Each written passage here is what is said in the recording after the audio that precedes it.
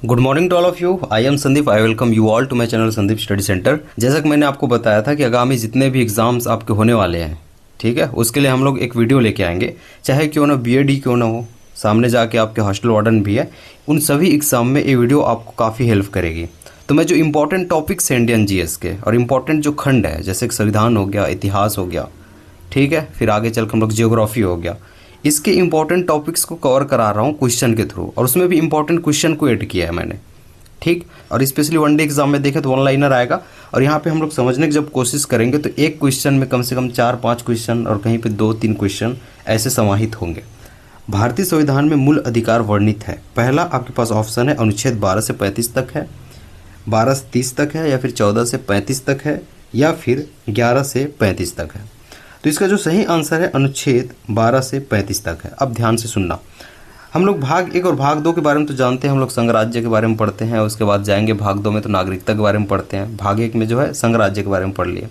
लेकिन भाग 3 याद रखना, संविधान का जो भाग 3 है, ठीक है, भाग 3 है, इसमें मूल अधिकार वर्णित है, जो कि आर्टिकल 12 से 35 के बीच में है।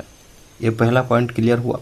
दूसरा पॉइंट आपको याद रखना है, भाग 3 को मैग्ना कार्टा की संज्ञा दी गई। ये अपने आप में क्वेश्चन है, क्या है, मैग्ना कार्टा की संज्ञा इसको दी जाती है।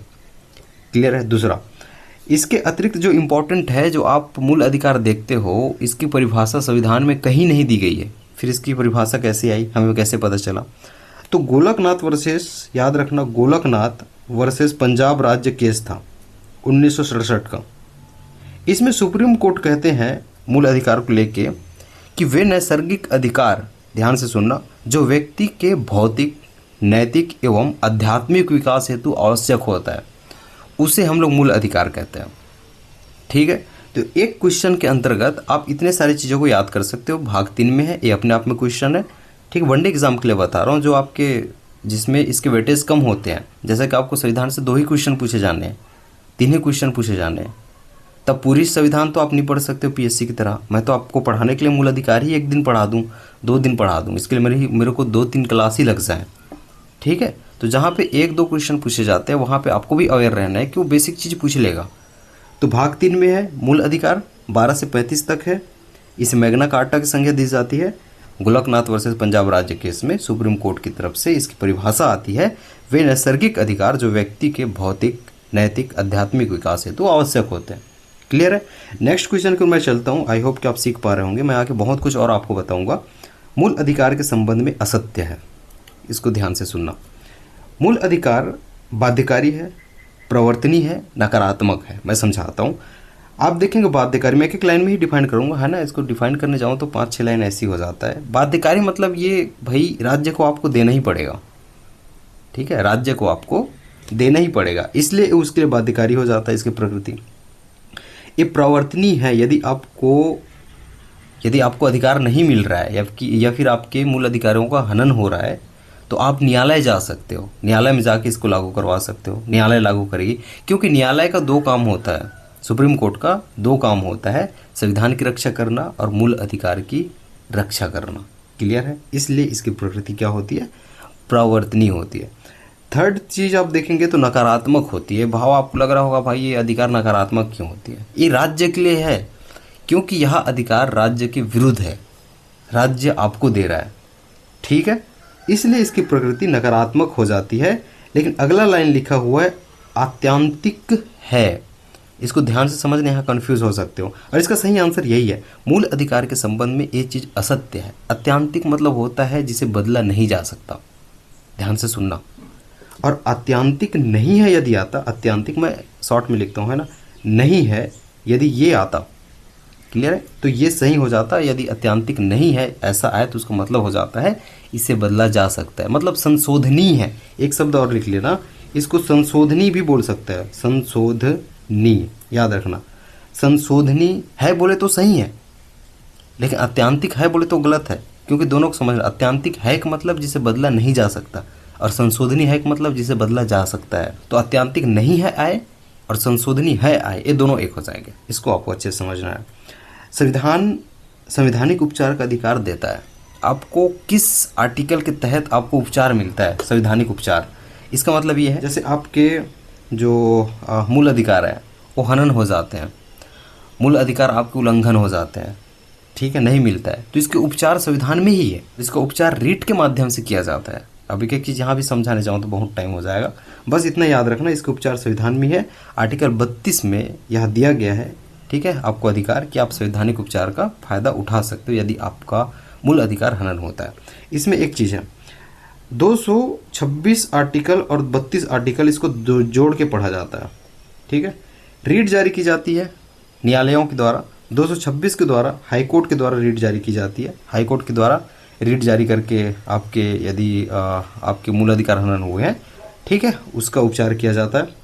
और 32 के तहत देखेंगे तो इसमें सुप्रीम कोर्ट होता है। ये दो चीज़ें होगी। अगला क्वेश्चन है न्यायिक पुनर्विलोकन।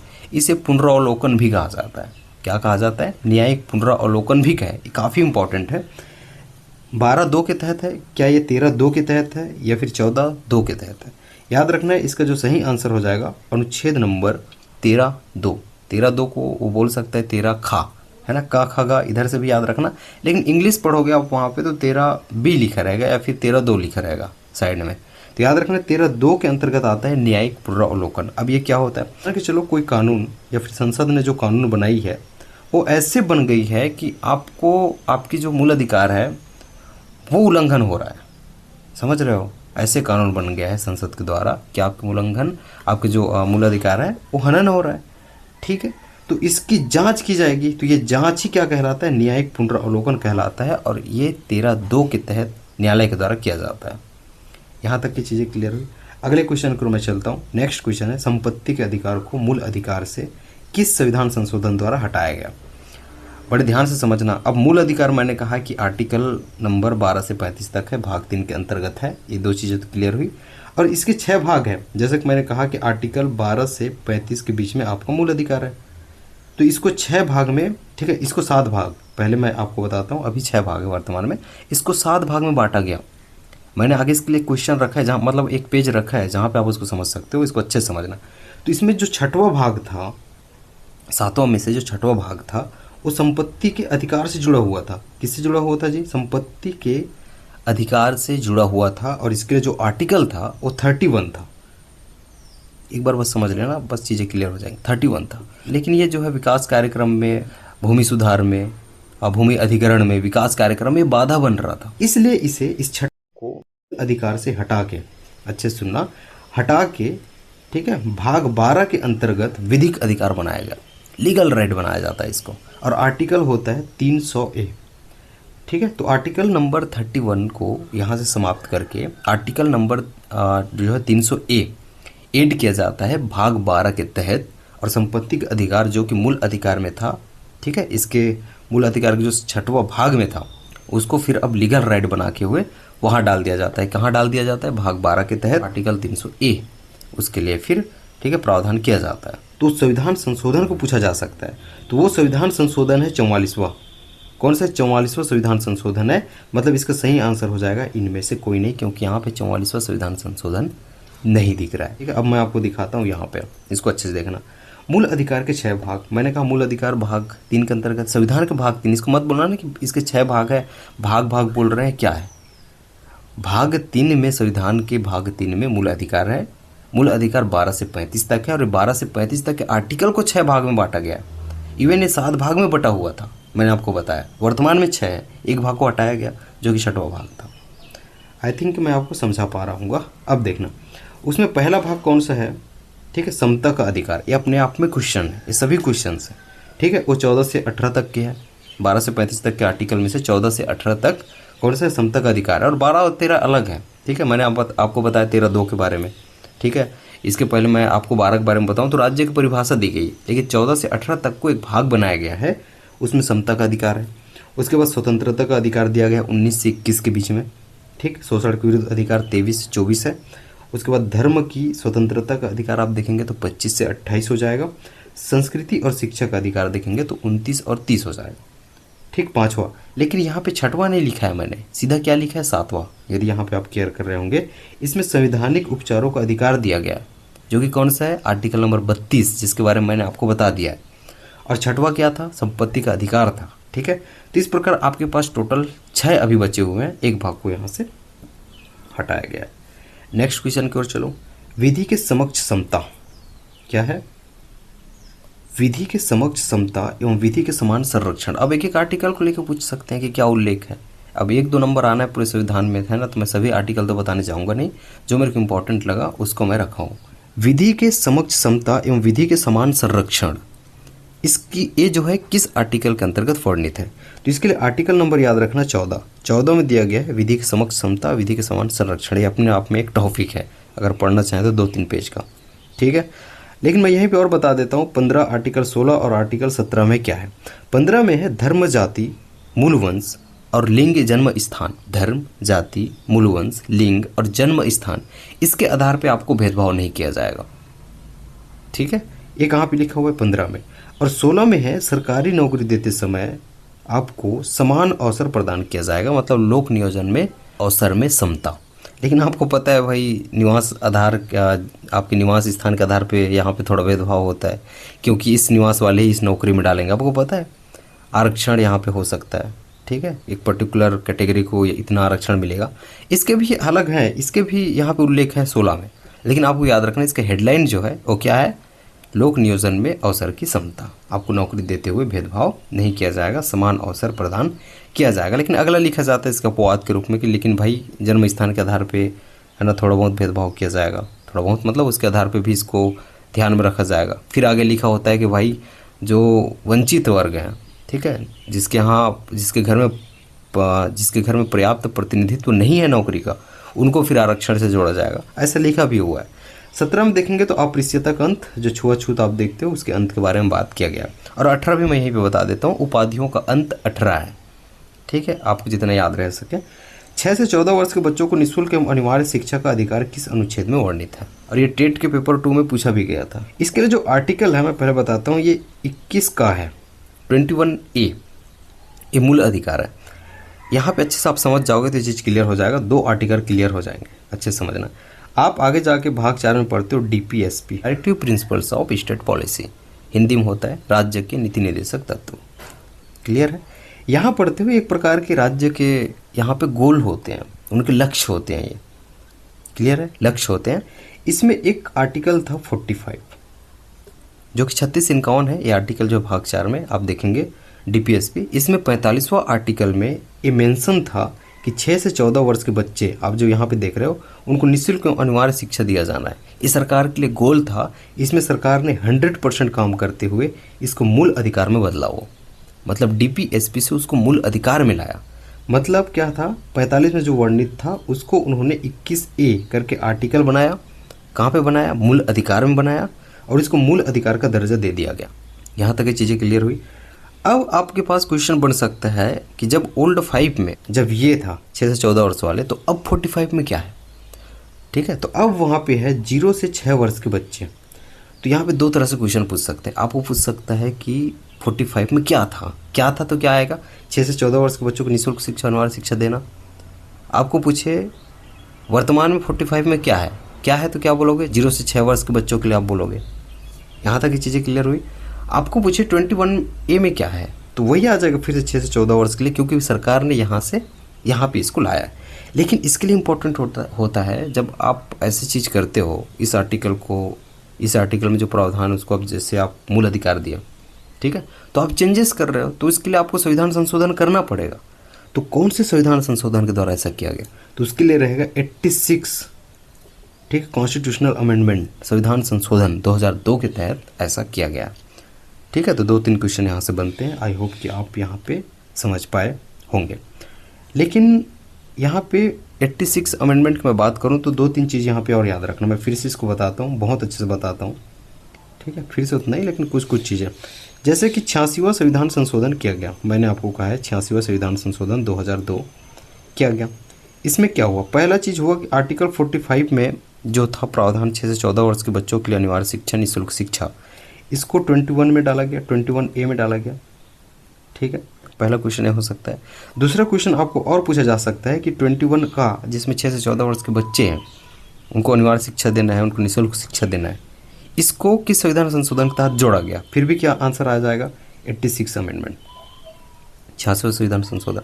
लेकिन अब बताओ, अब राज्य ने तो उनको मूल अधिकार दिया और राज्य तो उनको निःशुल्क शिक्षा देगा, अनिवार्य शिक्षा देगा। ध्यान से सुनना, 6 से 14 वर्ष के बच्चों को अनिवार्य रूप से निःशुल्क शिक्षा देगा। लेकिन अभिभावक भेजेंगे तभी तो, उसके माता पिता, है ना, ये तो प्रश्न उठता है।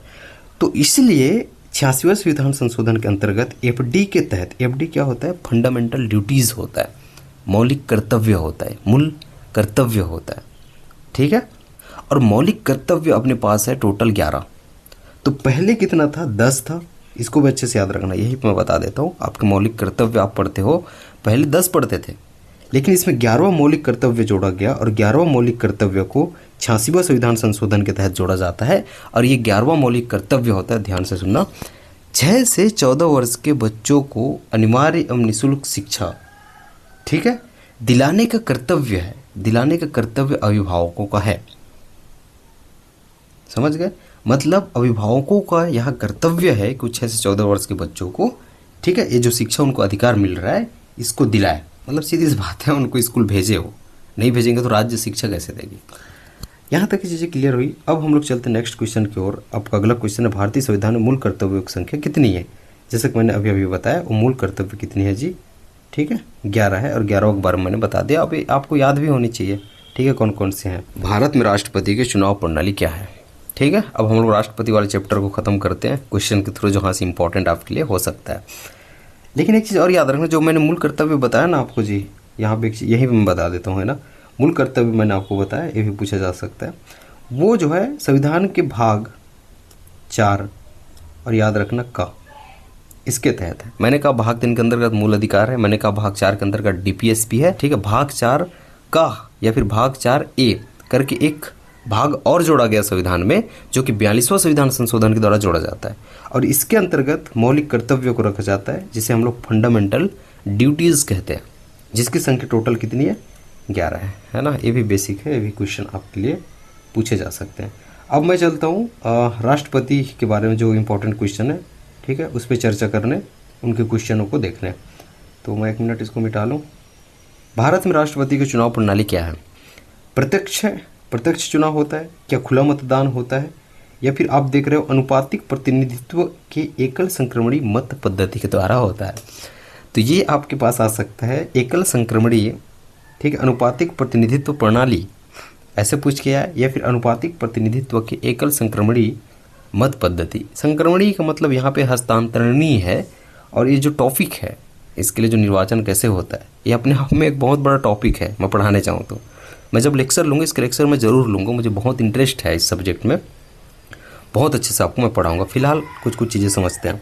जो इसका चुनाव है, चुनाव की जो पद्धति है, ये आर्टिकल नंबर 55 में दी गई है। लेकिन आपको याद रखना है, मैं यहाँ पे अलग से बताता हूँ, आर्टिकल नंबर 54, आर्टिकल नंबर 55, इसको अच्छे से ध्यान से सुनना, इसमें क्या दिया गया। मैंने कहा आर्टिकल नंबर 55 में तो इसका पद्धति दिया गया है भाई, किस प्रकार से राष्ट्रपति का चुनाव होगा। लेकिन कौन कौन उसके चुनाव में भाग लेंगे, ध्यान से सुनना, उसके बारे में, जिसे निर्वाचक मंडल कहा जाता है। उसको क्या कहते हैं, निर्वाचक मंडल या फिर निर्वाचक गण कहते हैं। मतलब राष्ट्रपति के चुनाव में कौन कौन भाग लेंगे, आप तो नहीं लेते हो, ठीक है, लेकिन आपके प्रतिनिधि लेते हैं जाके। तो ये निर्वाचक मंडल के बारे में जो उल्लेख है, ये आर्टिकल नंबर 54 में होता है। अब सवाल उठता है कि कौन कौन इसमें भाग लेंगे। अब मैं इसको बता रहा हूँ, यहाँ से भी क्वेश्चन आते हैं, अच्छे से देखना। तो जो लोकसभा है और राज्यसभा है, इसके निर्वाचित सदस्य, मतलब इसका मतलब यह है कि इसमें मनोनीत सदस्य भाग नहीं लेंगे। दूसरा चीज़, विधानसभा, इसके निर्वाचित सदस्य यूनियन टेरिटरीज होते हैं। उनमें से 2 चीज़, दिल्ली एवं, ठीक है, और पांडिचेरी, जिसे हम लोग अभी पुद्दुचेरी कह रहे हैं।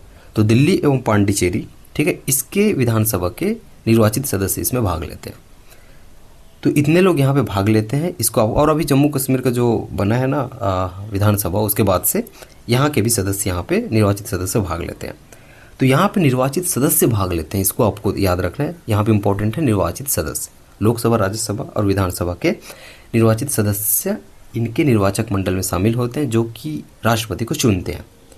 अब इसकी पद्धति दी गई है, कहाँ पे दी गई है, आर्टिकल नंबर 55 में किस प्रकार से चुने जाएंगे, इसकी पद्धति दी गई है, जो कि अपने आप में क्लास का विषय है। पढ़ाने जाओ तो 2 घंटे लग जाएंगे अगर डिटेल में पढ़ाएं, ठीक है, मैं पढ़ाऊँगा। लेकिन साथ में एक आर्टिकल याद रखना 52, ठीक है, राष्ट्रपति का आपको पद पूछे, क्या पूछे भाई, राष्ट्रपति का आपको पद पूछे तो आर्टिकल नंबर 52 है। तो आई होप कि आपको ये क्वेश्चन अच्छे से समझ में आ गया होगा, ठीक है, और इसमें और अनेक चीज़ें आपको मिल गई होंगी। नेक्स्ट चलते हैं, महाभियोग की प्रक्रिया किस अनुच्छेद में? महाभियोग होता क्या है, ये राष्ट्रपति को उनके पद से हटाने की प्रक्रिया होती है। यदि लग रहा है कि राष्ट्रपति ने संविधान को उल्लंघन किया है, संविधान का अतिक्रमण किया है, तो उनको उसके पद से हटाने के लिए एक प्रक्रिया चलाई जाती है जिसे महाभियोग कहा जाता है। और ये प्रक्रिया का जो उल्लेख है आर्टिकल नंबर 61 में दिया गया, ठीक है। यहीं पे एक चीज़ और एक्सप्लेन करता हूँ। मैंने अभी अभी आपको बताया आर्टिकल 52 में क्या है, राष्ट्रपति के पद के बारे में उल्लेख है।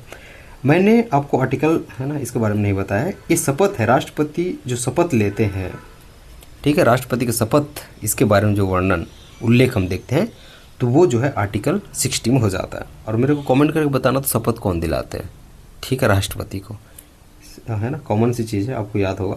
मैं महाभियोग के बारे में यहाँ पे आपको बताता हूँ। क्वेश्चन आता भी है ना, महाभियोग जो आपके शपथ वाला है ना, CGI दिलाते हैं, ठीक, आपको याद रखना है। आर्टिकल 61 के बारे में हम लोग देखें तो महाभियोग का उल्लेख है, राष्ट्रपति को हटाने की प्रक्रिया है। इसके बारे में 3-4 लाइन बताऊंगा। ये अर्धन्यायिक प्रक्रिया होता है क्योंकि ये राष्ट्रपति को दंड देने के समान है, ठीक है, इसलिए इसे अर्धन्यायिक प्रक्रिया कहते हैं। इसे संकल्प के रूप में प्रस्तुत किया जाता है, संकल्प के रूप में प्रस्तुत किया जाता है। और इस संकल्प में कम से कम 1/4 सदस्य इनका हस्ताक्षर होना चाहिए। इतने लोग भाई सहमत होने चाहिए कि हाँ ठीक है, राष्ट्रपति ने उल्लंघन किया है, हम इन्हें पद से जो है हटाएंगे। और ये संकल्प है किसी भी सदन में लाया जा सकता है। इसे लोकसभा में भी ला सकते हो पहले, या फिर राज्यसभा में ला सकते हो, तो किसी भी सदन में इसे लाया जा सकता है। लेकिन इस संकल्प लाने से पहले आपको राष्ट्रपति को सूचना तो देनी होगी।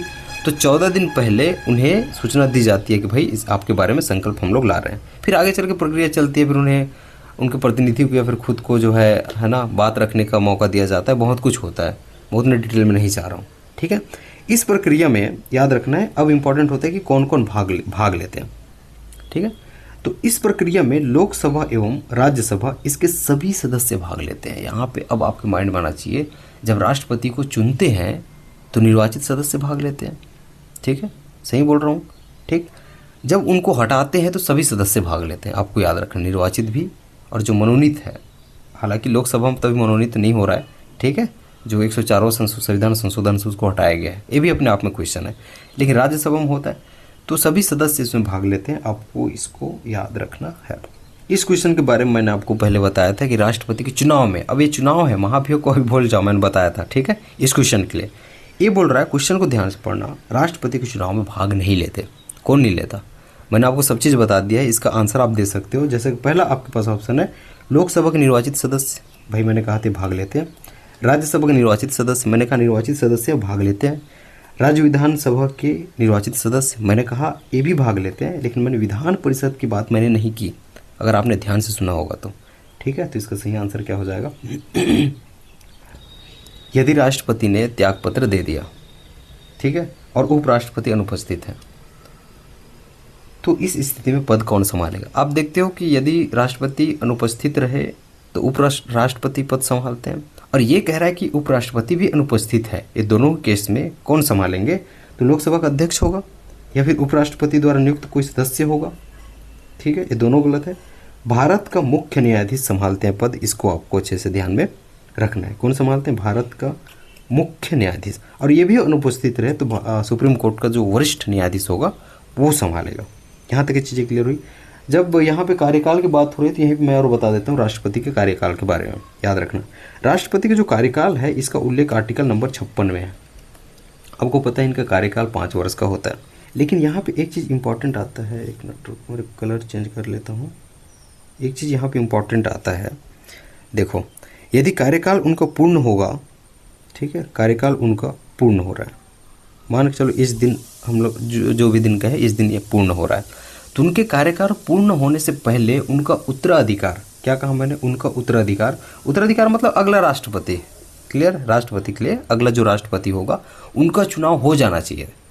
उनके कार्यकाल पूर्ण होने से पहले उनका चुनाव हो जाना चाहिए था, हमारे पास तैयार होकर राष्ट्रपति आ जानी चाहिए, ताकि वो जैसे पद से हटते हैं तुरंत बैठे। इसका मतलब ये है कि राष्ट्रपति का पद कभी खाली नहीं हो सकता। लेकिन अचानक मान के चलो उनका पद खाली हो गया, भाई मृत्यु अचानक हो जाता है कि नहीं, मृत्यु हो जाता है अचानक, बोले कि मैं त्यागपत्र उन्होंने दे दिया तो पद तो खाली हो गया। इस स्थिति में 6 माह के अंदर याद रखना है चुनाव कराना आवश्यक होता है।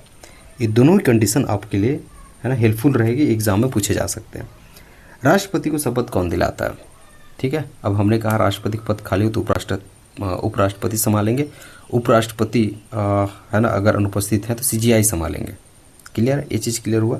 अब राष्ट्रपति को शपथ कौन दिलाएगा? मैंने आपको इसको कमेंट करने के लिए कहा था, तो ये भारत का मुख्य न्यायाधीश है ना, अभी याद आ रहा है मेरे को, मैंने आपको बता दिया था, जो कि कौन सा है जी, भारत का मुख्य न्यायाधीश CGI, ठीक है, चीफ जस्टिस ऑफ इंडिया।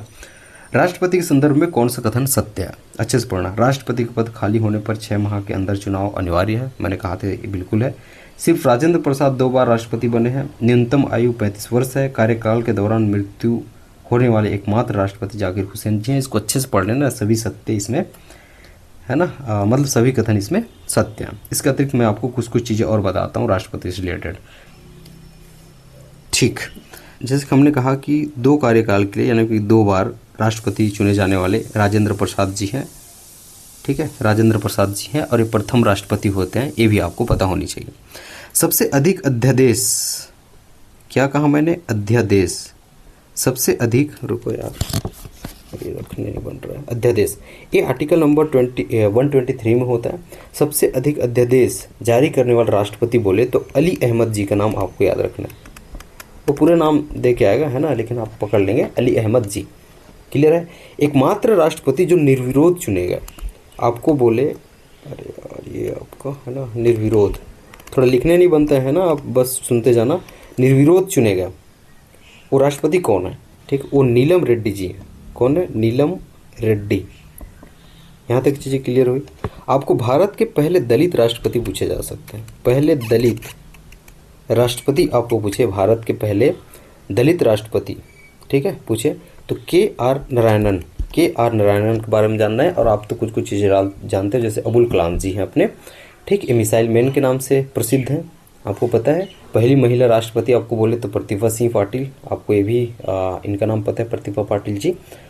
आपको पूछना है सर्वाधिक क्षमतान की शक्ति प्रयोग करने वाली है ना, ये भी प्रतिभा पाटिल हो जाएंगे। इसके अतिरिक्त यहाँ पे और है, राष्ट्रपति के पद खाली होने पर 6 माह के अंतर्गत चुनाव कराया जाता है। सिर्फ राजेंद्र प्रसाद 2 बार राष्ट्रपति बने। न्यूनतम आयु 35 वर्ष होता है। कार्यकाल के दौरान मृत्यु होने वाले एकमात्र राष्ट्रपति जाकिर हुसैन जी हैं, ये पूछा भी गया क्वेश्चन है। क्लियर है जी। राज्यसभा का गठन कब हुआ? अब हम लोग राज्यसभा लोकसभा में चलते हैं, ठीक है। राज्यसभा का गठन कब हुआ? 3 अप्रैल 1952, 3 अप्रैल 1950, 3 अप्रैल 1947, ठीक है। तो 3 अप्रैल 1952 ये डेट आपको याद रखना है, राज्यसभा का इस दिन गठन होता है। और एक डेट और याद रखना, 13 मई, आपको पूछे 13 मई 1953, ठीक है। इस दिन प्रथम सत्र है ना, प्रथम सत्र लगता है राज्यसभा का। और 23 अगस्त, इतनी सारी चीज़ें मत करना है ना, शायद ही आए, 23 अगस्त 1954, ये 54 है ना, राज्यसभा का नाम दिया जाता है क्योंकि इसके पहले स्टेट ऑफ काउंसिल होता है इसका नाम। चीज़ें क्लियर हुई। नेक्स्ट हम लोग चलते हैं अगले क्वेश्चन की ओर, जो कि है राज्यसभा के सदस्यों का कार्यकाल कितना होता है। बहुत है ना, कभी कभी फंसाया जाता है। आपको पूछे लोकसभा का कार्यकाल कितना है, आपको पता है भाई 5 साल में हो जाता है, फिर 5 साल में उसको भंग किया जाता है, मतलब 5 साल में वो फिर है ना विघटित हो जाता है, फिर नई सरकार आती है। लेकिन लोकसभा अस्थायी सदन है, इसलिए ऐसा हो रहा है। और राज्यसभा स्थायी सदन है, वो कभी भी भंग नहीं होता, इसलिए राज्यसभा का कोई कार्यकाल नहीं होता। लेकिन उनके सदस्य परमानेंट रहते हैं क्या? नहीं रहते, उनके सदस्यों का कार्यकाल, ठीक है। तो राज्यसभा के सदस्यों का कार्यकाल जो होता है वो 6 वर्ष का होता है, 5 वर्ष का नहीं होता। लेकिन यहाँ पे बहुत इंपॉर्टेंट चीज़ आ जाता है, राज्यसभा का जो सभापति होता है, पदेन सभापति, वो कौन होते हैं? उपराष्ट्रपति होते हैं। ये अपने आप में क्वेश्चन है, कौन होते हैं जी? उपराष्ट्रपति होते हैं। लेकिन राष्ट्रपति का पद तो सामान्यतः 5 वर्ष है, आप देखेंगे तो, ठीक है। इसलिए इसके सभापति का पद आपको बोले, राज्यसभा के सभापति का पद वो 5 साल होता है, और सदस्य बोले तो वो होता है 6 साल। और इसके उपसभापति बोले, एक चीज़ और है, यदि राज्यसभा का उपसभापति बोले उसका भी कार्यकाल 6 साल होगा, क्योंकि उपसभापति वो होता है जो उनके सदस्य होते हैं। आप अच्छे से सुनना, जो राज्यसभा है वहाँ के जो सदस्य हैं उनमें से किसी को उपसभापति बनाया जाता है, तो भाई वो तो सदस्य है, इसलिए उसका कार्यकाल 6 साल होगा। और उपराष्ट्रपति, ये भारत के उपराष्ट्रपति है, वो उनके सदस्य नहीं है, वहाँ के सभापति हैं, याद रखना। तो राज्यसभा का जो सभापति होता है वो उपराष्ट्रपति होता है, पदेन सभापति होता है, ठीक है। इसलिए वो राज्यसभा का सदस्य नहीं होता, इसलिए उसका कार्यकाल 5 साल होता है, ठीक है। तो आई होप कि मैं आपको यहाँ पे भी समझा पाया होगा। नेक्स्ट चले, राज्यसभा हेतु योग्यता अंतर्गत न्यूनतम आयु कितनी होनी चाहिए? यदि आप सदस्य बनना चाहते हो तो इसके लिए न्यूनतम आयु आपको कितनी चाहिए? 30 वर्ष चाहिए, 35 वर्ष चाहिए, 25 वर्ष चाहिए? मैंने तो कहा 25-35 वर्ष भैया आप है ना राष्ट्रपति ही बन जाओगे, हालांकि है ना अब उसके लिए अलग अलग कंडीशन होते हैं। 35 वर्ष हो गए बन गए नहीं, क्लास में बताऊंगा। 25 वर्ष देखेंगे तो लोकसभा के लिए होता है, 30 वर्ष ये राज्यसभा के लिए होता है, ठीक है। तो अगला क्वेश्चन है राज्यसभा का पदेन सभापति कौन होता है? ठीक, इसको अच्छे से पढ़ना। राष्ट्रपति होता है, उपराष्ट्रपति होता है, महान्यायवादी होता है, या फिर कोई नहीं? मैंने अभी आपको बताया था इसका जो सही आंसर क्या हो जाएगा, उपराष्ट्रपति को है ना राज्यसभा का पदेन सभापति बनाया जाता है। यहाँ तक चीज़ें क्लियर हुई। मैं यहीं पे एक चीज़ बताना चाहता हूँ, जो आपका संसद है ये भी कभी पूछा जा सकता है, इसलिए संसद इसका उल्लेख है 79 में। और आपको पता है संसद बनती है राज्यसभा से, आपको पता है संसद बनती है लोकसभा से, और इसके अंतर्गत हमें राष्ट्रपति को भी रखना होता है। क्लियर है? राष्ट्रपति के बारे में मैंने आपको बताया था कि आर्टिकल नंबर 52 आपको याद रखना है, इसके पद के बारे में उल्लेख है, ठीक। आर्टिकल नंबर 79 हो जाएगा तो ये 80 होगा। अगर 80 आर्टिकल पूछे या फिर आपको पूछे कि राज्यसभा का उल्लेख है ना किस आर्टिकल में है, तो वो 80 हो जाएगा, और इसके लिए 81 आपको याद रखना है, जो कि लोकसभा के लिए हो जाएगा। मताधिकार की आयु 21 से घटाकर 18 वर्ष किया गया है। आपको 18 होते ही मतलब आपने वोट डालने तो गया होगा, ठीक, तो आप 18 होते ही वोट डालने जाते हो, ठीक है। ये कैसे में जा पा रहे हो? पहले 21 साल था, 21 साल वाले वोट डालेंगे, अब 18 हो गया है। तो किस संविधान संशोधन के तहत यह किया गया? तो आपको संविधान संशोधन के अंतर्गत याद रखना है, वो 61वां है ना 61वां संविधान संशोधन के अंतर्गत 21 वर्ष से घटा के 18 वर्ष किया गया। एक चीज़ मैं यहाँ पे बताऊंगा, जो वयस्क मताधिकार की बात करते हो 326 आर्टिकल आपको याद रखना है। आपको पूछा जा सकता है वयस्क मताधिकार इसका उल्लेख किस अनुच्छेद में है, तो आप क्या कहेंगे? 326 अनुच्छेद में है। यहाँ तक की चीज़ें क्लियर हुई। संसद के नवनिर्वाचित सदस्यों को शपथ कौन दिलाता है? अब नए नए चुन के आ गए, उनको शपथ कौन दिलाएगा? आपको लगेगा राष्ट्रपति दिलाएंगे, आपको लगेगा प्रोटेम स्पीकर, आपको लगेगा स्पीकर। स्पीकर क्या होता है? अध्यक्ष होता है। प्रोटेम स्पीकर इसे अस्थायी अध्यक्ष आप कह सकते हो। और राष्ट्रपति के द्वारा प्रोटेम स्पीकर, याद रखना है आपको, प्रोटेम स्पीकर, ठीक है, इसकी नियुक्ति की जाती है और इसे शपथ दिलाया जाता है।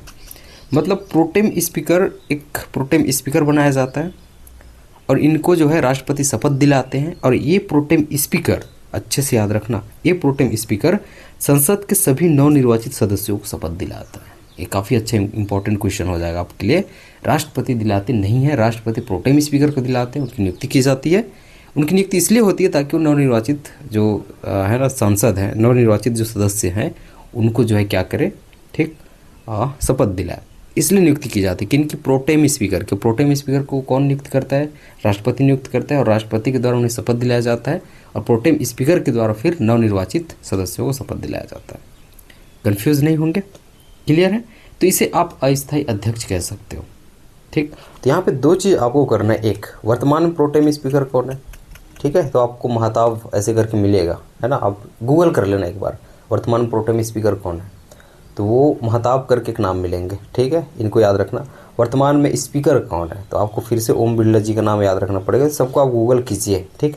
राज्यसभा अध्यक्ष का कार्यकाल कितना होता है? एक्चुअल में ना इसको ऐसे कर लेना, आप इसको सभापति कर लेना, सभापति बोला जाता है। राज्यसभा के लिए क्या बोला जाता है? मैंने कहा इसमें लिखने नहीं बनता है जी, सभापति याद रख लेना, है ना। 6 वर्ष होता है, 5 वर्ष होता है, 7 वर्ष होता है। मैंने कहा राज्यसभा के जो सदस्य होंगे तब उनकी जो कार्यकाल होगा, ठीक, वो 6 वर्ष होगा, क्योंकि उपराष्ट्रपति राज्यसभा का पदेन सभापति होते हैं और वो राज्यसभा के सदस्य नहीं होते, इसलिए उनकी जो कार्यकाल है वो 5 वर्ष हो जाते हैं। क्लियर है? इसको मैंने आपको बताया था। नेक्स्ट क्वेश्चन आपके पास, सबसे अधिक लोकसभा सीट किस राज्य में है? नो डाउट इसको आप सब जानते होंगे, ठीक है, उत्तर प्रदेश में सबसे अधिक लोकसभा सीट है। संसद का सत्र आहूत कौन करता है? अब यहाँ पे इंपॉर्टेंट हो जाता है, आर्टिकल नंबर 85 होना चाहिए इसका, बिल्कुल 85, आर्टिकल नंबर 85 आपको याद रखना है। 85 के तहत संसद का सत्र आहूत राष्ट्रपति के द्वारा किया जाता है। आहूत मतलब क्या होता है जी? बुलाना, बैठक बुलाना, सत्र आहूत करते हैं, सत्रावसान करते हैं, आर्टिकल 85 के तहत ही हो गए। सत्रावसान मतलब अब जो है आप सत्र को समाप्त करना। लेकिन दो चीज़ें हैं, सत्र बुला सकते हैं, सत्र समाप्त कर सकते हैं, लेकिन सत्र को स्थगन नहीं कर सकते। मतलब आपने मीटिंग की है, मीटिंग बुलाया, मीटिंग आप ख़त्म कर सकते हो, लेकिन मीटिंग को आप बीच में थोड़ी देर के लिए रोक नहीं सकते। अब ऐसे ही बोल रहा हूँ, अब चाय बिस्किट हो गया, रोक लिए थोड़ा सा, तो रोकने का काम लोकसभा अध्यक्ष करते हैं। तो स्थगन बोले तो लोकसभा अध्यक्ष करेंगे, बुलाना बोले तो राष्ट्रपति करते हैं, समाप्त करना बोले तो राष्ट्रपति करते हैं। इसके लिए जो आर्टिकल रहेगा वो 85 रहेगा। तो इसका सही आंसर क्या हो जाएगा? Option number B. नेक्स्ट है आपका, राष्ट्रीय आपातकाल का प्रावधान किस अनुच्छेद में? 352 बोले तो इसमें राष्ट्रीय आपातकाल आ जाएगा। राष्ट्रीय आपातकाल आपको पूछे, इंपॉर्टेंट है ना, पूछते हैं। 352 आर्टिकल होगा। 356 में आपको राष्ट्रपति शासन, ठीक है, इसके बारे में याद रखना, राष्ट्रपति शासन का उल्लेख आपको बोले। 360 ये वित्तीय आपातकाल, इसका वर्णन 360 में। तो तीनों आपको याद रखना। इसका सही आंसर ऑप्शन नंबर पहला था। दोनों चीज़ें मैंने आपको और बता दी। तो इस प्रकार से तीनों चीज़ें आपको याद होनी चाहिए। भारत में निर्वाचन आयोग की स्थापना कब हुई? निर्वाचन आयोग की स्थापना होता है 25 जनवरी 1900, ठीक है, 50 को हो जाएगा। ये ऑप्शन नंबर पहला सही है। 25 जनवरी 1950 को होता है। मुझे बताना कि वर्तमान में निर्वाचन आपके आयुक्त कौन है? वर्तमान में मुख्य निर्वाचन आयुक्त कौन है? शायद राजीव है ना, ऐसा करके नाम मिलेगा। आप एक बार गूगल करना, मैं जो भी बोल रहा हूँ, ठीक है। प्रथम मैं बता देता हूँ, प्रथम मुख्य निर्वाचन आयुक्त सुकुमार सेन थे, ठीक है, इसको अच्छे से आप लिख लेना, सुकुमार सेन। क्लियर है जी, सुकुमार सेन, ठीक है। ये प्रथम मुख्य निर्वाचन आयुक्त थे। वर्तमान में आपको ढूंढना है, ठीक है, एक बार आप गूगल करना। समवर्ती सूची में कुल कितने विषय रखे गए? ये क्वेश्चन बना इसलिए है क्योंकि आपको पता है राज्य सूची होता है अपने पास संघ सूची होता है, अपने पास समवर्ती सूची होता है, ठीक है जी। क्योंकि राज्य सूची के विषय पे राज्य बनाते हैं, ठीक है, कानून बनाएंगे। संघ के सूची के विषय पे संघ बनाएगा, और समवर्ती में दोनों बनाते हैं। लेकिन जनरली आप देखेंगे तो संघ की शक्ति इसमें है ना अभिभावी होती है। यहाँ तक की चीज़ें क्लियर है। आपको याद रखना है, यदि आपको राज्य सूची बोले तो ये सही होगा, संघ सूची बोले तो दूसरा नंबर सही होगा, अगर समवर्ती सूची बोले तो ये तीसरा सही होगा। तो इसका सही आंसर था ऑप्शन नंबर बी।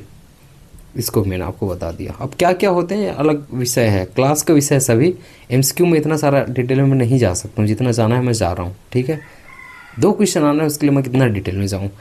संविधान सभा की मांग सर्वप्रथम किसने की? अब संविधान के बीच वाले जो इंपॉर्टेंट टॉपिक थे उसको मैंने इंपॉर्टेंट क्वेश्चन के थ्रू कुछ एक्सप्लेन कर दिया। लेकिन इसके पहले कुछ क्वेश्चन और पूछे जा सकते हैं, मुझे लगा कि इसको डाल देना चाहिए। संविधान सभा की मांग सर्वप्रथम किसने की? देखो, संविधान की मांग उठने लगी। अब संविधान को बनाना है तो उसके लिए संविधान सभा की मांग उठने लगी। तो संविधान सभा की मांग के बारे में, क्योंकि संविधान बनेगा कैसे? जब उसका जो संविधान सभा रहेगा, जो कि आज की आप संसद देखते हो, वो संविधान सभा ही है पुरानी, ठीक है। तो एम.एन. राय के द्वारा संविधान सभा की सर्वप्रथम मांग की गई थी, ठीक है। इसको आपको याद रखना है। भारतीय संविधान की जो प्रस्तावना है, इसको क्लियर कर लेना। ये क्या है? भारतीय संविधान की प्रस्तावना का आधार है। अच्छे से देखना, भारतीय संविधान में जो प्रस्तावना है इसका विचार ऑस्ट्रेलिया से आया है। ऑस्ट्रेलिया के संविधान से हम प्रेरित थे। देखिए कि भाई प्रस्तावना होनी चाहिए, बिल्कुल होनी चाहिए, यहाँ से प्रेरित हैं। लेकिन इसका जो आधार है, अब किसको प्रस्तावना बनाया जाना चाहिए, ठीक है। तो इसका आधार जो होता है उद्देशिका प्रस्ताव होता है। क्या होता है? उद्देशिका प्रस्ताव होता है। मैं इसको बताऊंगा, ठीक। 2 चीज़। और यहीं पे जब प्रेरित की बात करें तो एक चीज़ और याद रख लेना, अगर आपको फंडामेंटल राइट बोले, जो मूल अधिकार के बारे में बात किए हैं, तो ये USA यहाँ से प्रेरित है। संघवाद का विचार आपको बोले, भारतीय संविधान में संघवाद का जो विचार है कहाँ से लिया गया है, तो वो भी USA है। लेकिन इसका प्रारूप कनाडा है, कनाडियन मॉडल पे हम लोग चल रहे हैं, ठीक है। तो ये कुछ चीज़ें आपको और याद होनी चाहिए, ठीक है। भारतीय संविधान की प्रस्तावना का आधार उद्देशिका प्रस्ताव है। ऑस्ट्रेलिया से ये प्रेरित हमें नज़र आता है। लेकिन यहाँ पे एक चीज़ मैं आपको और बताना चाहता हूँ, ठीक है। इसका सही आंसर तो आपको समझ में आ गया है जी। कौन सा है आपका? Option number B.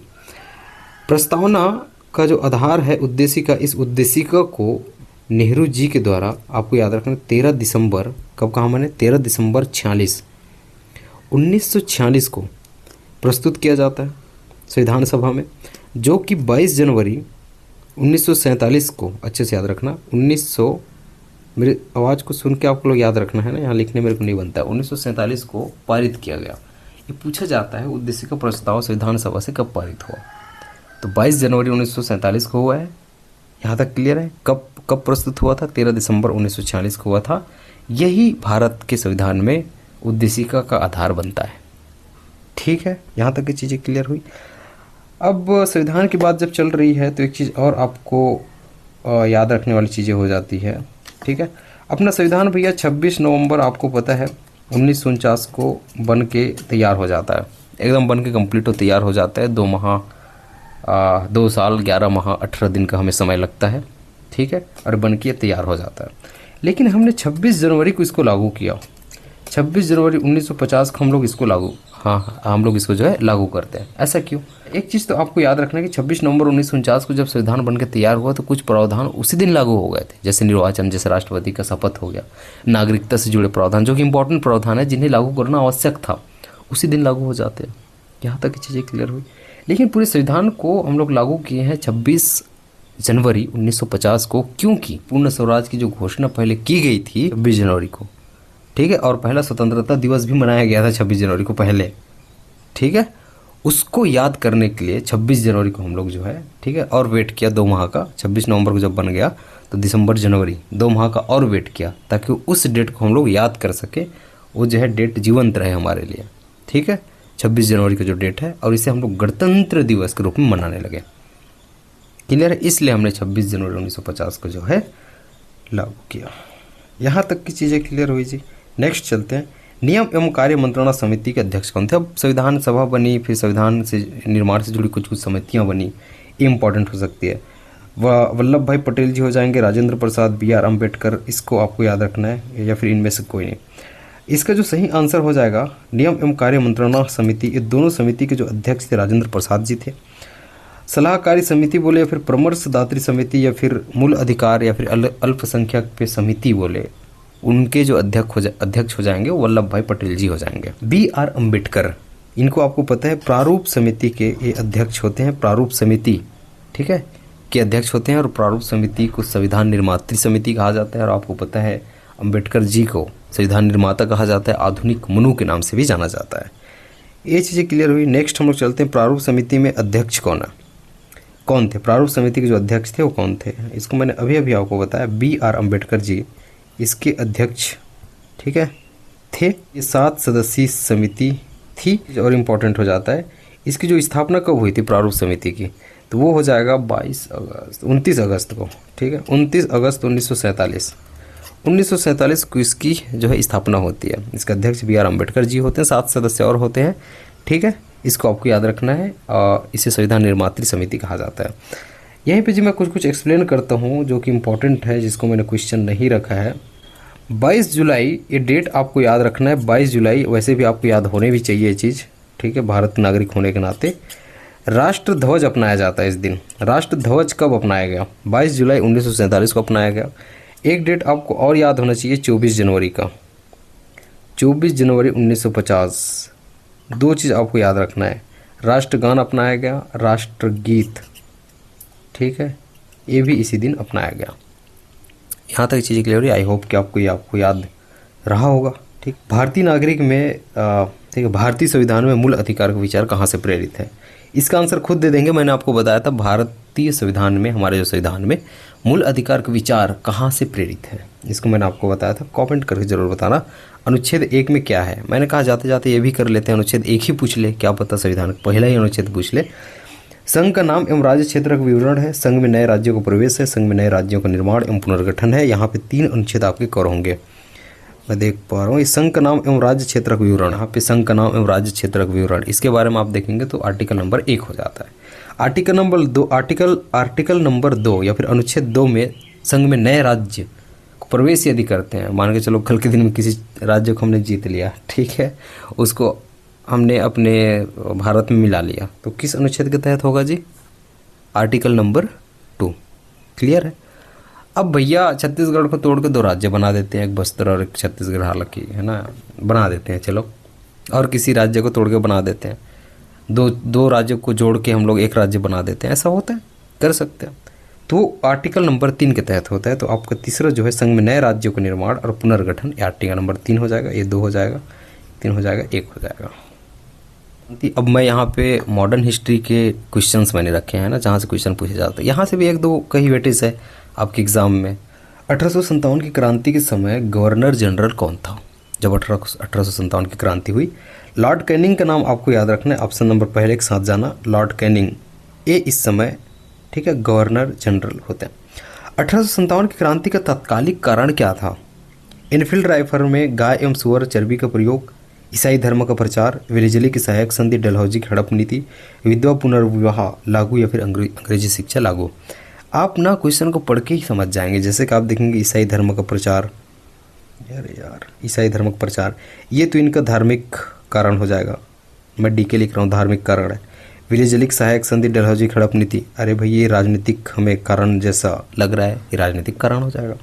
विधवा पुनर्विवाह, अंग्रेजी शिक्षा देखे होगी तो ये सामाजिक कारण हमें प्रतीत हो रहा है। तो इनफील्ड राइफल में गाय एवं सुअर की चर्बी का प्रयोग, ये इंपॉर्टेंट हो जाएगा आपके लिए तात्कालिक कारण के लिए। ये तात्कालिक कारण होते हैं 1857 की क्रांति के लिए। अभी अलग अलग क्षेत्र में अलग अलग जगह पे ये होता है, ठीक है। अलग अलग क्षेत्र में 1857 की क्रांति की लहर फैलती है और वहाँ पे अलग अलग नेता अपने पास उभर के आते हैं। उनके नेतृत्वकर्ता पे आपके सवाल पूछे जा सकते हैं। जैसे कि ग्वालियर में 1857 की क्रांति के नेतृत्वकर्ता कौन थे? ठीक है, तो ग्वालियर में आपको याद रखना है तात्या तोपे जी का नाम, तात्या तोपे जी का नाम याद रखना है। अब यहाँ पे जब नाना साहब है, बेगम हजरत महल है, रानी लक्ष्मीबाई है, इनके बारे में मैं आपको बताता हूँ। आपको पता है झांसी में, ठीक है, 1857 की क्रांति के नेतृत्वकर्ता महारानी लक्ष्मीबाई थी, ये आपको पता होगा। नाना साहब के बारे में आप याद रखेंगे तो कानपुर में जब 1857 की क्रांति की लहर फैली तो वहाँ पर नेतृत्वकर्ता कौन थे? ठीक है, नाना साहब जी थे। बेगम हजरत महल और साथ में आपको ब्रिजिस कादिर, बेगम हजरत महल और ब्रिजिस कादिर, इनका नाम याद रखना है। ये दोनों मिल के नेतृत्व करते हैं लखनऊ। कहाँ पे करते हैं जी? लखनऊ में। ठीक है, नेक्स्ट क्वेश्चन है 1857 की क्रांति भारत का प्रथम स्वतंत्रता संग्राम था, ये किसने कहा था? अशोक मेहता या फिर वी.डी. सावरकर या फिर पी.सी. जोशी? तो वी.डी. सावरकर का नाम आपको याद रखना है। इन्होंने 1857 की क्रांति को भारत का प्रथम स्वतंत्रता संग्राम कहा था। क्वेश्चन ऐसे भी पूछा जा सकता है कि भारत का प्रथम स्वतंत्रता संग्राम क्या था?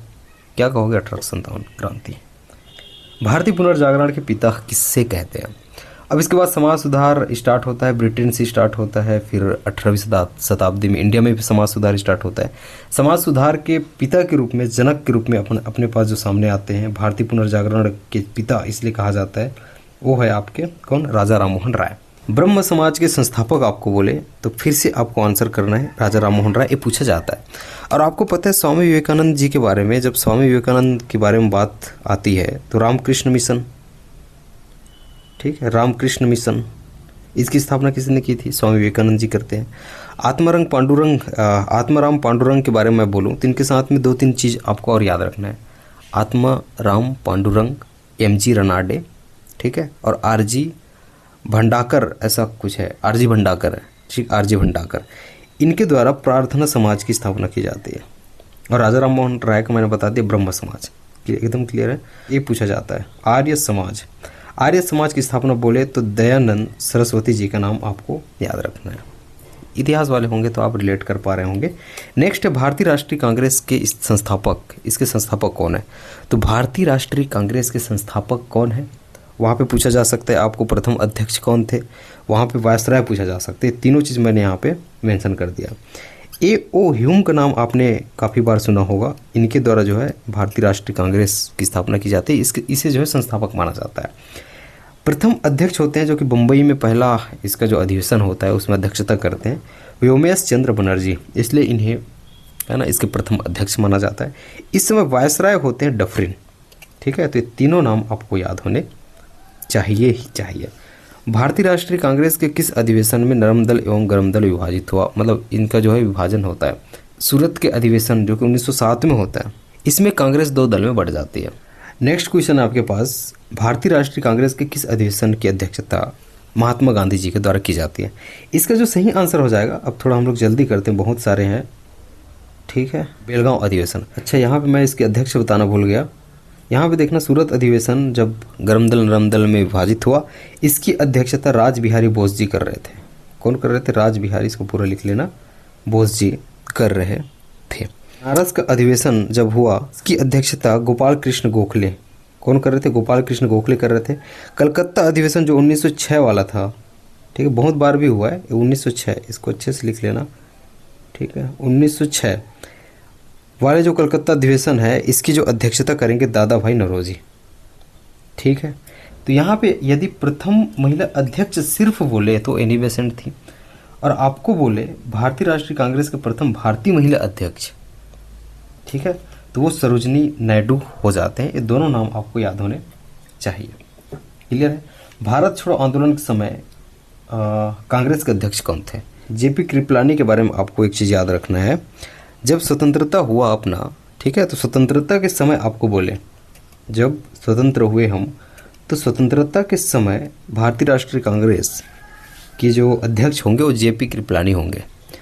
और भारत छोड़ो आंदोलन के समय इसका सही आंसर ऑप्शन नंबर ए है, ठीक है। इस समय आईएनसी के अध्यक्ष कौन हो जाएंगे? अबुल कलाम जी हो जाएंगे। यहाँ तक ये चीज़ें क्लियर हुई। अब आप देखेंगे, यहीं पर मैं एक चीज़ और बताता हूँ। असहयोग आंदोलन के संबंध में आपको ये पूछा जाता है, असहयोग, ठीक है, आंदोलन के संबंध में अंतिम निर्णय किस अधिवेशन में लिया गया? तो वो हो जाएगा नागपुर अधिवेशन। इसको भी आपको याद रखना है, ये भी काफ़ी इंपॉर्टेंट है।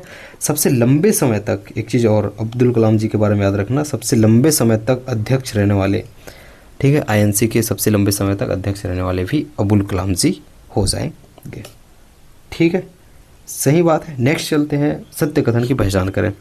बंगाल विभाजन 16 अक्टूबर 1905 को हुआ, ये बिल्कुल सही है। तत्कालिक वायसराय उस समय लॉर्ड कर्जन थे। एक चीज़ मैंने अलग से डाला है, सूरत अधिवेशन में कांग्रेस नरम दल गरम दल में विभाजित हुई, इसको भी मैंने बता दिया था। इस प्रकार सभी सही, इसका सही उत्तर होगा।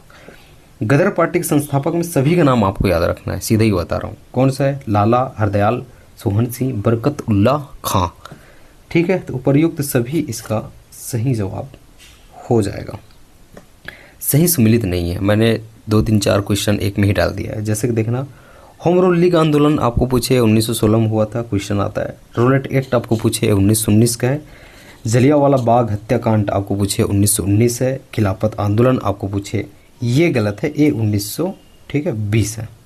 तो आपको पूछा था सही सुमिलित नहीं है, ठीक, तो याद रखना है खिलाफत आंदोलन 1900। असहयोग आंदोलन का प्रस्ताव कांग्रेस के किस अधिवेशन में पारित किया गया? मैंने अभी अभी आपको बताया था, नागपुर अधिवेशन, गया, कलकत्ता अधिवेशन। तो आप इसका आंसर इजीली दे सकते हो, नागपुर अधिवेशन में असहयोग आंदोलन का, ठीक है। यहाँ पे 2 3 चीज़ें इंपॉर्टेंट हो जाता है, अगर वो क्वेश्चन पूछना चाहे, इंपॉर्टेंट चीज़ है।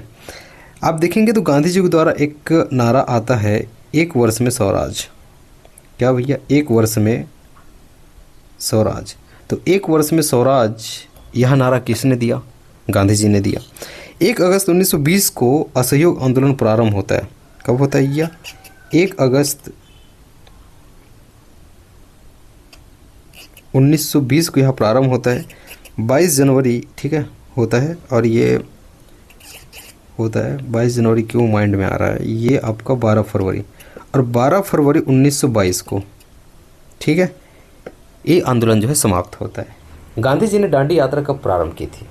12 मार्च 1930 को आपको याद रखना है, ठीक है, 12 मार्च 1930। इस दिन गांधी जी के द्वारा, है ना, दांडी यात्रा स्टार्ट किया जाता है, दांडी मार्च के नाम से जिसे हम लोग जानते हैं। और 24 दिन ये यात्रा चलती है। और 24 दिन के बाद 6 मार्च, यहीं पे एक डेट याद रख लेना, 6 मार्च 1930 को सविनय अवज्ञा आंदोलन, ठीक है, इसकी शुरुआत की जाती है। तो 6 मार्च 1930 आपको याद रखना है सविनय अवज्ञा आंदोलन के लिए। यहाँ तक क्लियर है? अच्छा, ये जो दांडी यात्रा शुरू करते हैं ना, इसका स्थान पूछा जाता है कहाँ से, तो ये साबरमती आश्रम से स्टार्ट की जाती है। भगत सिंह, राजगुरु, सुखदेव की फांसी को कभी कभी पूछा जाता है। 23 मार्च 1930, या फिर बोल सकते 23 मार्च 1931 है, या फिर 23 मार्च 1932 है। तो इसका जो सही आंसर हो जाएगा 23 मार्च 1931 को दिया जाता है, ठीक है, इसको आपको याद रखना है। क्रिप्स प्रस्ताव को डूबते हुए बैंक के बाद की तिथि का चेक किसने कहा था? ठीक है, क्रिप्स प्रस्ताव को डूबते हुए बैंक के बाद की तिथि का चेक है। यह स्टेटमेंट किसका है? महात्मा गांधी का है, भगत सिंह का है, ठीक है, या फिर लाला लाजपत राय जी का है? याद रखना है महात्मा गांधी जी का वो स्टेटमेंट है। भारत छोड़ो आंदोलन की शुरुआत कब हुई? शुरुआत 9 अगस्त को होती है, लेकिन इसकी घोषणा बोले, ठीक है, भारत छोड़ो आंदोलन की घोषणा यदि बोले तो 8 अगस्त हो जाएगा। यदि वो शुरुआत बोले, ठीक है, शुरुआत बोले तो वो 9 अगस्त हो जाएगा। यहाँ तक की चीज़ें क्लियर हुई। एक्चुअल में इसके पहले आप देखेंगे तो वर्धा बैठक में एक प्रस्ताव पारित किया गया, जिसे अगस्त प्रस्ताव या वर्धा प्रस्ताव कहा जाता है। तो आपको वर्धा प्रस्ताव का संबंध पूछे, अगस्त प्रस्ताव के बारे में पूछे तो आपको याद रखना है। महात्मा गांधी कहते हैं, मैं देश के बालू से ही कांग्रेस से भी बड़ा आंदोलन खड़ा कर सकता हूँ। मैं देश के बालू से ही कांग्रेस से भी बड़ा आंदोलन खड़ा कर सकता हूँ। ऐसा किसका कहना है? गांधी जी ऐसे कहते हैं। करो या मरो का नारा किसने दिया था? महात्मा गांधी ने दिया था, सुभाष चंद्र बोस ने दिया था, या फिर लाला लाजपत राय ने दिया था। तो इसको भी आपको याद रखना है। महात्मा गांधी जी का यह नारा है, करो या मरो। आधुनिक इतिहास से संबंधित कुछ इंपॉर्टेंट क्वेश्चंस आपके हो गए। ठीक है, अब हम लोग ज्योग्राफी पे चलते हैं। ज्योग्राफी के लगभग 15-17 क्वेश्चन कर लेते हैं। भारत में सबसे अधिक क्षेत्र में पाई जाने वाली मृदा कौन सी है? आपके एग्जाम में मृदा से क्वेश्चन आते हैं। काली मृदा, जलोढ़ मृदा, लाल और पीली मृदा। आपको याद रखना है, जलोढ़ मृदा सबसे ज़्यादा पाया जाता है। और ये देखेंगे तो हिमालयीन जो नदियाँ होती हैं, हिमालय से उतरने वाली जो नदी होती है, उनके अवसादों से बनती है, इसलिए इसे काप मिट्टी भी कहा जाता है। क्या कहा जाता है जी? काप मिट्टी कहा जाता है, कछारी मिट्टी कहते हैं इसको, ठीक है, जो कि हिमालय की नदियों के द्वारा जो लाया गया अवसाद से बनती है, इसलिए इसे जलोढ़ मिट्टी भी कहा जाता है। इसका मतलब इसका सबसे ज़्यादा विकास कहाँ पे होगा? ऐसी सोचने वाली चीज़ है। यदि हिमालय है आपका, यहाँ से नदियाँ आके अवसाद के रूप में आपके, है ना, यहाँ पे मिट्टी जमा कर रही है, मतलब मैदान बना रही है, तो बताओ सबसे ज़्यादा विकसित मैं बोलूँ भारत में तो कहाँ पे होगा जलोढ़ मिट्टी का? उत्तरी मैदान। ठीक है, तो इसका सही आंसर क्या हो जाएगा? उत्तरी मैदान में। यही कारण है कि सबसे ज़्यादा विकसित है जलोढ़ मिट्टी। ठीक है जी, सही बात है। यही पे और याद रखना है आपको, मैं बताता हूँ बांगर के बारे में। प्राचीन जलोढ़ मिट्टी बोले, यदि वो प्राचीन जलोढ़ मिट्टी होगा तो उसे बांगर कहेंगे, और वो नवीन जलोढ़ मिट्टी होगा तो उसे खादर कहा जाता है। ये भी क्वेश्चन का विषय हो सकता है। निम्न में से किस मिट्टी का निर्माण बेसाल्टिक लावा के अपक्षय से हुआ है? बेसाल्टिक लावा, उसके अपक्षरण से, उसके अपक्षय से जो मिट्टी बनती है उसे काली मिट्टी कहते हैं। और काली मिट्टी का अन्य नाम रेगुर मिट्टी है। इसे रेगुर मिट्टी कहते हैं। इसे कपासी मिट्टी कहते हैं, क्योंकि ये कपास के लिए सर्वोपयुक्त मिट्टी होती है। इसे स्वतः जुताई वाली मिट्टी भी कहा जाता है। ऐसा क्यों कहते हैं? पानी के अभाव में, जब पानी का अभाव होता है, ठीक है, तो ये क्रैक्ड हो जाता है, मतलब ये क्या हो जाता है? जुताई के समान हो जाता है, दरारें आ जाती है उसमें, इसलिए इसे स्वतः जुताई वाली मिट्टी भी कहा जाता है। सबसे ज़्यादा मैं बोलूँ भारत में मिट्टी, मैंने कहा जलोढ़ मिट्टी है। दूसरी सबसे ज़्यादा मिट्टी आपको बोले अगर सीक्वेंस में जमाने आए तो वो लाल पीली मिट्टी हो जाती है। मैं LP लिख रहा हूँ, लाल पीली मिट्टी हो जाती है। और काली मिट्टी उसके बाद तीसरे नंबर पे आती है। याद रहेगा। उत्तर प्रदेश में काली मिट्टी को, मैं यहाँ पे कुछ मिटाने की कोशिश कर रहा हूँ, उत्तर प्रदेश में काली मिट्टी को करेल कहते हैं। क्या कहते हैं जी? काली मिट्टी को उत्तर प्रदेश में करेल मिट्टी कहते हैं। इसकी जल धारण क्षमता, ठीक है, जल धारण जो क्षमता है इस सबसे अधिक होती है, सर्वाधिक होती है। ये कई बार आपने क्वेश्चन देखा होगा। तो मिट्टी में जो लौह अयस्क होता है उसमें जो लौह पाए जाते हैं, लौह चूर्ण पाए जाते हैं, लोहा पाया जाता है, ठीक है, इसी वजह से मिट्टी लाल रंग होता है, जो कि लाल मिट्टी का है। और आपको बोले टिटनी फेरस मैग्नेटाइट या फिर टाइटेनियम, ठीक है, ये बोले या फिर टाइटेनियम बोले, ये दोनों के कारण मिट्टी का काला रंग होता है। इसको भी आपको याद रखना है। नेक्स्ट क्वेश्चन है, कपास की खेती के लिए सर्व उपयुक्त मिट्टी कौन सी है? नो डाउट मैंने आपको अभी अभी बताया था, ठीक है, काली मिट्टी इसके लिए सर्व उपयुक्त है। निम्न में से किस मिट्टी का निर्माण निक्षालन की प्रक्रिया से हुई है? लेटेराइट मिट्टी है, लाल पीली मिट्टी है, दोमट मिट्टी है। तो लेटेराइट मिट्टी, अगर आपने मेरा मिट्टी वाला चैप्टर देखा होगा, मैंने, है ना, छत्तीसगढ़ के सॉइल के बारे में मैंने आपको पढ़ाया था, ठीक है, वहाँ पर मैंने बताया था किस प्रकार से पानी रिसता है, उसके हिसाब से फिर इस मिट्टी का निर्माण होता है। तो लेटेराइट मिट्टी का निर्माण निक्षालन, लीचिंग की प्रक्रिया जिसे हम लोग कहते हैं प्रोसेस ऑफ लीचिंग, ठीक है, इस प्रक्रिया से इस मिट्टी का निर्माण होता है। सर्वोत्तम प्रकार का लौह अयस्क कौन सा है? सबसे उत्तम प्रकार का, तो मैग्नेटाइट आपको याद रखना है, सबसे उत्तम प्रकार का लौह अयस्क होता है। भारत में सबसे अधिक लौह उत्पादक राज्य कौन सा है? तो लोहा और कोयला, क्या कहा मैंने? लोहा और कोयला, ये दोनों के लिए आपको याद रखना है ओडिशा। ये भी क्वेश्चन आ सकता है। छत्तीसगढ़ में बैलाडीला खान से किस देश को लौह अयस्क निर्यात किया जाता है? और छत्तीसगढ़ के जो बैलाडीला खान है, आपको पता है, इससे हम लोग लौह अयस्क निर्यात करते हैं। वो किस देश को करते हैं? तो सबसे पहले वो वाइजैक जाता है ना, विशाखापट्टनम बंदरगाह, और वहाँ से फिर जापान को निर्यात किया जाता है। नेक्स्ट है, कोयले के सर्वाधिक भंडार वाला राज्य कौन सा है? भंडार बोले और फिर उत्पादन बोले, ये ओडिशा ही हो जाएगा। कोयले का सर्वाधिक उत्पादक राज्य भी ओडिशा, ठीक है, हो जाएगा। इसको भी आपको याद रखना है। नेक्स्ट, मैग्नीज का सबसे अधिक उत्पादक वाला राज्य कौन सा? कोयला का जो सर्वोत्तम प्रकार का जो कोयला होता है, ठीक है, मैं यहाँ पे बता देता हूँ, एंथ्रासाइट होता है। मैंने उसको क्वेश्चन रखा था, वो क्वेश्चन कहाँ गया पता नहीं। एंथ्रासाइट प्रकार का कोयला सबसे उत्तम प्रकार का होता है, जिसमें 80 to 95, ठीक है, % कार्बन की मात्रा उपस्थित होती है। तो मैग्नीज के लिए आपको याद रखना है मध्य प्रदेश हो जाएगा। इसका उत्पादक बोला है ना, उत्पादक में मध्य प्रदेश हो जाएगा, भंडारण में उड़ीसा, लेकिन उत्पादक आपको याद रखना है, ये पूछा जा सकता है मध्य प्रदेश। और ये लेटेस्ट डाटा है, ठीक है, तो घबराने वाली बात है नहीं। बॉक्साइट का सर्वाधिक उत्पादक वाला राज्य कौन सा है? बॉक्साइट के बारे में आया तो उड़ीसा फिर से आपको याद रखना है, ठीक है, उड़ीसा को बॉक्साइट में सर्वाधिक उत्पादक वाला राज्य माना जाता है। कॉपर का सर्वाधिक उत्पादक वाला जो राज्य हो जाएगा, इसमें मध्य प्रदेश को आपको याद रखना है। कॉपर का मध्य प्रदेश हो जाएगा, ठीक है, कॉपर का मध्य प्रदेश हो जाएगा। अब इसके भंडारण नया चीज़ निकल के आया है, वो राजस्थान है, ठीक है, लेटेस्ट डाटा है, सबसे ज़्यादा अभी राजस्थान में है। लेकिन उत्पादन बोले तो वो कहाँ पे हो जाता है? मध्य प्रदेश। सोना का सबसे ज़्यादा उत्पादन कौन करता है? ओडिशा, छत्तीसगढ़, मध्य प्रदेश। सोना का सबसे ज़्यादा जो उत्पादन है वो कर्नाटक में है, कर्नाटका, इसको अच्छे से लिख लेना है ना, वो जो है कर्नाटका में है, कर्नाटक में है। तो इसका सही आंसर इनमें से कोई नहीं हो जाएगा, क्योंकि उड़ीसा, छत्तीसगढ़, मध्य प्रदेश नहीं है, कर्नाटक आपको याद रखना है। कोल इंडिया लिमिटेड के बारे में आपको पूछा जा सकता है। ये नवंबर 1975 में इसकी स्थापना होती है, ठीक है, 1975 आपको याद रखना है कोल इंडिया लिमिटेड के बारे में। सर्वोत्तम प्रकार का कोयला एंथ्रासाइट है, ठीक। उसके बाद जो है बिटुमिनस आ जाएगा। कुल अफवाह क्षेत्र का कितने % भाग बंगाल की खाड़ी में विसर्जित होती है? तो अफवाह क्षेत्र का 77% भाग ये जो है बे ऑफ बंगाल, मतलब बंगाल की खाड़ी, इसके अंतर्गत आता है, ठीक है, विसर्जित होती है। और फिर 23% है वो अरब सागर में होती है। इसको आपको याद रखना। तो इसका सही आंसर ऑप्शन नंबर पहला था। सिंधु नदी की कुल लंबाई कितनी है? सिंधु नदी की कुल लंबाई कितनी है? इसका सही आंसर हो जाएगा 2880 किलोमीटर। सिंधु नदी की कुल लंबाई है। भारत में बहती है 1114 किलोमीटर। भारत की सबसे लंबी नदी मुझे कमेंट करके बताना, ठीक है, और उसकी लंबाई मुझे कमेंट करके बताना। इसका उद्गम स्थल मैं आपको बताता हूँ। इसका उद्गम स्थल हो जाता है बोखरचू। क्या हो जाता है? बोखरचू। यहीं पे सुन लेना।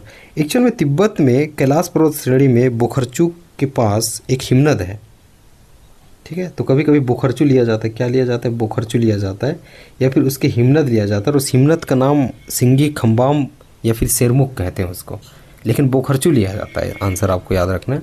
या फिर सिंगी खम्बाम आ जाए, या फिर आ जाए वो शेरमुख बोल के आ जाए, ठीक है। सतलज ये प्रमुख सहायक नदी है। अब इसका उद्गम स्थल तिब्बत में ही राक्षस ताल से होता है। कहाँ से होता है? राक्षस ताल से होता है। और सतलज नदी में आपको एक चीज़ इम्पोर्टेंट याद रखना है, भाखड़ा नागल परियोजना। क्या कहा मैंने? भाखड़ा नागल परियोजना। मैं जब क्लास लूँगा यार बहुत अच्छे से पढ़ाऊँगा, ठीक है, MCQ सेशन है। नदी की प्रमुख सहायक नदी बोल रहा है, जिसको मैंने आपको अभी भी बता दिया। प्रमुख सहायक नदी तो सतलज है। हालांकि ये भी इसका सहायक नदी है, व्यास भी है, झेलम भी है, चिनाब भी आपको पता होगा, ठीक है, वो भी है, लेकिन सतलज प्रमुख इसकी सहायक नदी है। अगर आपको बोले अनुवर्ती नदी, अनुवर्ती नदी के बारे में आपको गोदावरी, कृष्ण, कावेरी, गोदावरी, कृष्ण, कावेरी, इनका नाम याद रखना है, इसकी एग्जाम्पल हो जाएगा। और पूर्ववर्ती नदी में आपको याद रखना है सिंधु, सतलज, ब्रह्मपुत्र। इसलिए आप सिंधु, सतलज, ब्रह्मपुत्र में आप देखोगे बड़े बड़े गार्ज देखने को मिलेगा, ठीक है, महाखड्ड देखने को मिलेगा, ठीक। ये भी आपको याद होना चाहिए। भारत का सबसे बड़ा अफवाह तंत्र है। सिंधु अफवाह तंत्र है, गंगा अफवाह तंत्र है, ब्रह्मपुत्र अफवाह तंत्र है। गंगा नदी अफवाह तंत्र सबसे बड़ी है ना, अफवाह तंत्र है अपने भारत में। गंगा नदी अफवाह तंत्र ये सब है ना, इसके बारे में ये सबसे लंबी नदी है, ठीक। मैंने बता दिया, कमेंट करने के लिए बोला था। उसकी लंबाई आप कमेंट करें। सबसे बड़ी नदी मैंने बता दी गंगा है, इसकी लंबाई कितनी है, ठीक है। गंगा नदी एक्चुअल में आप देखेंगे एक हिमनद से निकलेगी अलकनंदा नदी। अलकनंदा प्लस भागीरथी एक हिमनद से निकलेगी। ये दोनों आके देवप्रयाग में मिलते हैं। कहाँ मिलते हैं? देवप्रयाग में। और यहाँ से फिर एक गंगा के नाम से बहती है। ठीक है, तो गंगा एक वो से निकलती है, ऐसा नहीं है, पहले वो अलकनंदा के रूप में निकलती है, इधर से भागीरथी आती है, आके देवप्रयाग में मिलते हैं, फिर वहाँ से गंगा के नाम से आगे कहलाती है, आगे हो जाती है। इसके लिए क्वेश्चन आता है 2008 में, ठीक, राष्ट्रीय नदी का दर्जा इसे मिला है, गंगा को क्या मिला है? राष्ट्रीय नदी का दर्जा मिला है। तो राष्ट्रीय नदी कौन सी है? गंगा, आपको याद रखना है। एक चीज़ यहाँ पे और हो सकता था, बांग्लादेश में ये पद्मा के नाम से बहती है। ये भी क्वेश्चन आता है कि बांग्लादेश में इसे क्या कहते हैं? पद्मा कहा जाता है। फिर आगे चल के आप देखेंगे तो मेघना के रूप में भी एक शाखा आपको देखने के लिए मिलता है। विश्व का सबसे बड़ा नदी द्वीप, विश्व का सबसे बड़ा नदी द्वीप है वो माजुली है। वो ब्रह्मपुत्र नदी है ना, आपको याद रखना है, इसमें स्थित है। महानदी की कुल लंबाई कितनी है? 851 किलोमीटर। मुझे एक कमेंट करके बताना छत्तीसगढ़ में ये कितनी किलोमीटर बहती है। ठीक है, छत्तीसगढ़ में कितनी किलोमीटर बहती है इसके बारे में मुझे बताना। आपकी इकोनॉमी वाली कुछ चीज़ें ग्रुप में भेजी जाएगी। ग्रुप का नाम संदीप स्टडी सेंटर होगा। ठीक है, यहाँ पे इकोनॉमी के कुछ टर्म भेजे जाएंगे और इंपॉर्टेंट डेटा भेजे जाएंगे। हिंदी को मैंने टेट के एग्जाम के टाइम पे पढ़ाया था, अगर चैनल में जाएंगे तो मिल जाएगा। यदि आपको हिंदी इंग्लिश के एक साथ और एमसीक्यू चाहिए तो कमेंट करके बताना क्या आपको हिंदी इंग्लिश के एमसीक्यू चाहिए। मैथ्स और रीजनिंग के कुछ इंपॉर्टेंट क्वेश्चन भी आपको भेजे जा सकते हैं यदि आप कमेंट करते हो। वीडियो अच्छी लगे तो प्लीज़ लाइक कर देना, दोस्तों में शेयर कर लेना, चैनल पर नया सब्सक्राइब करना ना भूलना और बेल आइकन को भी दबाना ताकि अगली बार जब मैं वीडियो डालूँ तो आप तक पहुँच सकती है। बहुत बहुत धन्यवाद।